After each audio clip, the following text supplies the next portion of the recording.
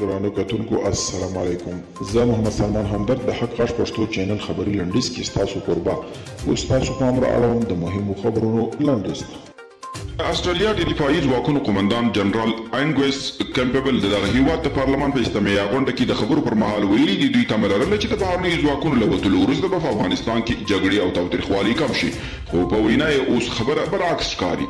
د نیشن خبروري ویلي دي چې د افغانستان څخه د امریکایي سرتیرو تر وتلو سره سم د دغه هیواد په لړ کې نیول شوي بندیان چې اوس مهال په ګوانتانامو کې ساتل کېږي باید خوشي او دغه زندان د تل لپاره وتړل شي.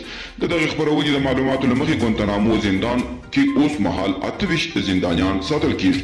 د ملګرو ملتونو د کډوالو چارو ادارې UNHCR په افغانستان کې د روانې اوږدې جګړې له امله د بې ځایه شوو کورنیو پر وضعیت اندېښنه څرګنده کړې ده. یادې ادارې پر خپله ویب پاڼه لیکلي دي چې د بې ځایه شوو افغانانو او د هغوی له کوربنو سره د ملاتړ لپاره نویو ژمنو ته اړتیا ده.